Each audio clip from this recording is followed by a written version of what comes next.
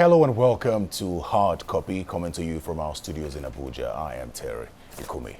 After nearly 2 weeks into the easing of the lockdown and constant complaints by the authorities of the somewhat blatant disregard for guidelines as laid down by the Presidential Task Force and state authorities, where has the decision to ease the lockdown left Nigeria?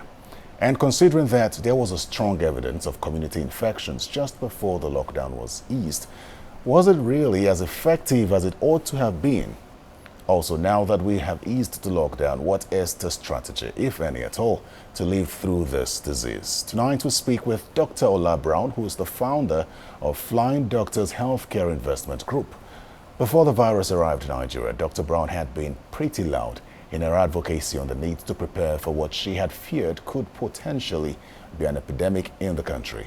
Now that it's here, her company has been on the forefront of providing innovation that could help reach and test vulnerable and hard-to-reach groups quicker and in a safe way for frontline health workers. She's also been pretty vocal in the debate on protecting lives versus protecting livelihoods, an argument which seems to have pitched medical practitioners against economists. But when you wear both hats, how easy is it to stride both? Dr. Ola Brown, welcome to Hard Copy.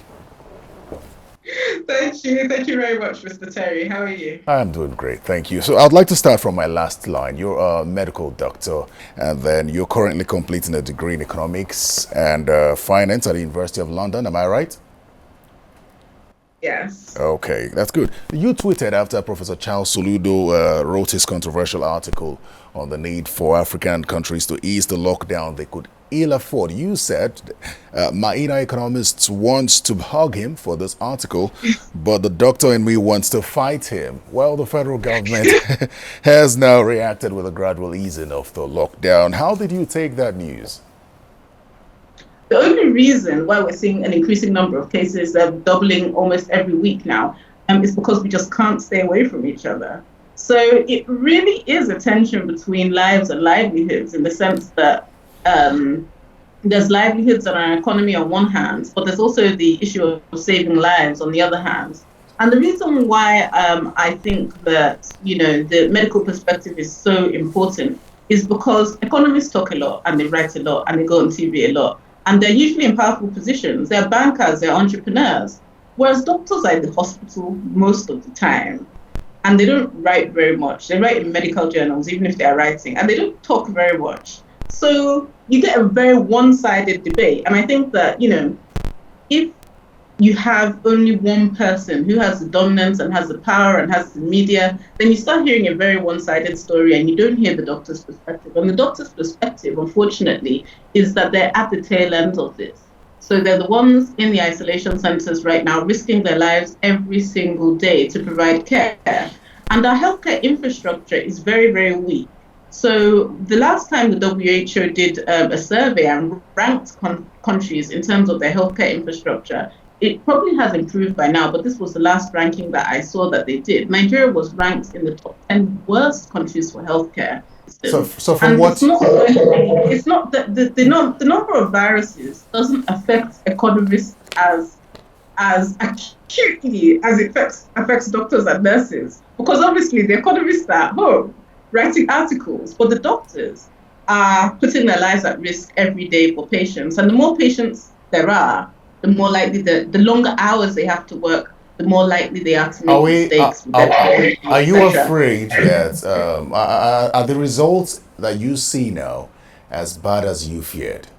In terms of our fatalities or in terms of our numbers, the number of cases? All of it. I don't think I think it's far too early to say. I think that we're seeing an exponential increase in cases. But the only saving grace we're seeing in Africa is actually we're seeing lower mortality so far. But we have to bear in mind that we also have decreased testing capacity compared to countries like the UK or the US. So we might also see a scenario where there's a sudden exponential rise in critically ill patients that we weren't expecting, almost like a hockey stick kind of pattern. Now, even though the authorities haven't said yes or no to this, Some people have argued that we're now relying on herd immunity, which is the resistance to the spread of the virus or a contagious disease within a population that results if a sufficiently high proportion of that population is immune to the disease. Do you think that this could be an effective strategy considering our very huge youth population? We just don't know the answer to that question. And countries like Sweden have decided to risk it. And luckily, so we have a case study to watch what happens when you take the herd immunity approach. So Sweden has decided not to lock down. They've decided to go about their normal business and just protect the elderly. I think that that's a very bold strategy. And what has happened so far is their economy has done worse than their neighbors, but they've also had the highest number of deaths, or one of the highest death rates compared to their neighbors in Scandinavia. So they've done badly on the economic front, according to predictions for this quarter, but also they've lost a lot of people. And at the end of the day, if you do want to take the herd immunity route, then you also have to consider your healthcare infrastructure. So Sweden, I go to a Nordic emergency conference and I don't miss it because Sweden has one of the most advanced sorts of healthcare systems in the world. I go there to see new innovations in emergency and intensive care. And, I'm blown away every time that I attend that conference. In fact, I wrote in my article that even if you are destined to die in Sweden, they're going to make it very, very, very difficult for you to die. Even if your heart stops in Sweden, so like the rate of cardiac arrests, that is when your heart is stopped and it's supposed to be over, is actually one of the highest in the world because it's going to be extremely difficult for you to die in a country like that. Whereas in Nigeria, it's not that hard.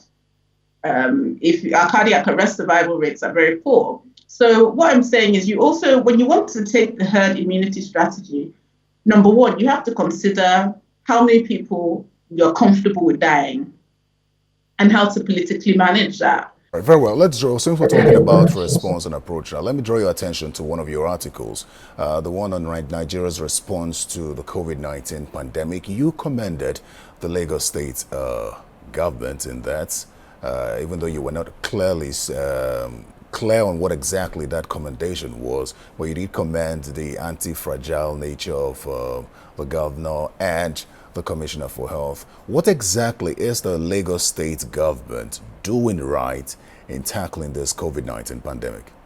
I think they've worked very well in three areas: the areas of advocacy, the areas of testing, and the areas of treatment. So in terms of advocacy, I think they've been very, very vocal, and you see the governor coming out himself on regular briefings about coronavirus. So in terms of essential information dissemination to the Lagos State population, I think they've been very vocal. I think they've used all the right media channels to try and communicate to people what's happening, what they should be doing, and what they shouldn't be doing. And they've done that both in English and in local languages to make sure that everybody understands. In the area of testing, they've decentralized testing into the local governments, which I think was a very good move. They've increased the lab capacity to make sure that we have the capacity that those test samples are actually getting to the lab, and they've increased testing capacity so that we're actually getting more tests done. I think Lagos State is probably doing more tests than any other state right now. And then in terms of the isolation center capacity, they've made sure that when patients do get sick, they have enough beds to treat the patients. So they've gradually increased isolation center capacity over time to just make sure that we stay ahead of the epidemic in that way as well, and in terms of patients needing treatment. And of course, as you know, I was involved in funding and planning with Lagos State to open one of those isolation centres, a 70-bed isolation centre, along with YPO in the Landmark Centre. So I think they've been very, very proactive in those three areas, and that's where I think it's commendable. Compare the Lagos State response to the federal government response on maybe any other state. I think the Lagos State had to be very prepared because we have probably the busiest international airport in the country. Whereas, so we had the first index case came through Murtala Mohammed Airport. So I think that Lagos State, were forced into a position of being super proactive, whereas the rest of the country was less affected in the initial stages. even though now we can see a much more widespread, much more. In fact, I think there's only 2 states that don't have reported cases, Kogi and Cross Rivers, whereas Lagos State was initially impacted and put up a proactive response in relation to the level of risk. Now let's talk about the community transmission state which we're in right now. It points to a failed health system, as you had rightly pointed out earlier, and it also points to the fact that we have not paid close attention to these communities in the past. Some till this moment have not been reached, and many of them fear that after now everything may return to status quo. Investing in community health work has been advocated by a lot of countries, especially Liberia, and we'll talk about how much progress Liberia is making, but we do understand that millions of lives could be saved each year, and we're not just talking about COVID-19 now.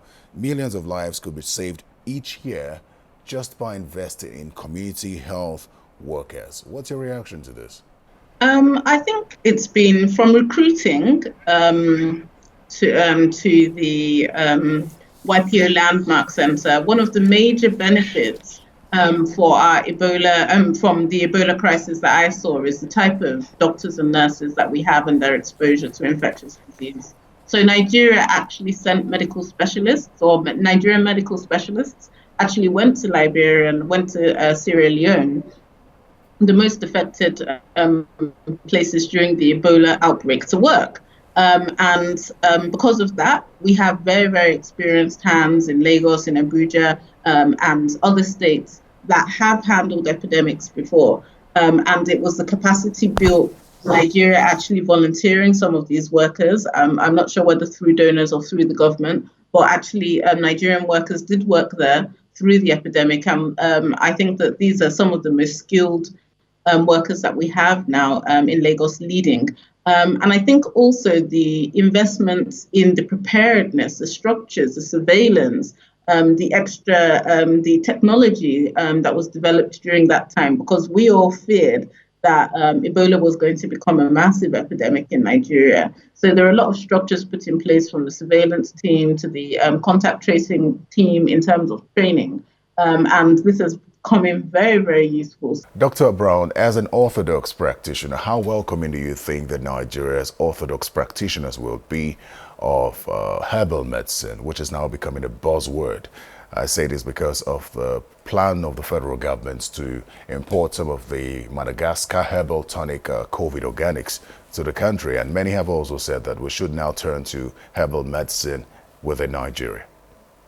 So I think that we should look inwards for solutions, but there is like a process for validating those solutions. So when you make a drug, if I was to make a drug in my bedroom and think, okay, this is a fantastic drug and it can cure tuberculosis, I would put it into lab-based science. So I'll do some in vitro studies first, just in the lab with cells, not even anything living, just cells, to see how effective it was. I'll do some basic molecular work.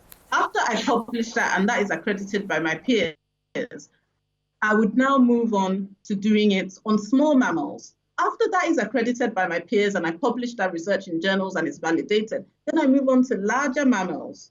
Before I now have to go through the process of what's called putting together a randomized controlled trial, where I get about 2,000, 3,000 people, so a large sample size in different centers. And then I give half of them the drug, and I give half of them something that looks like the drug that isn't the drug. So some of them are taking placebo. And then out of all those numbers, I now compare the two.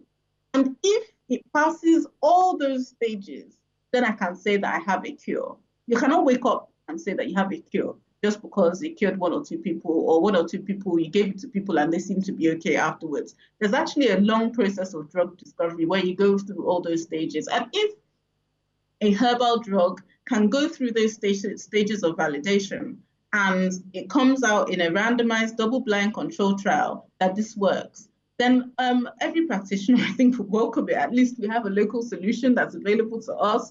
It would be, a great pride to Africa. Dr. Ola Brown, thank you so much for what you do. And thank you for speaking with us on Thank you Hard very Copy. much. Take care. You too. Bye-bye. Now,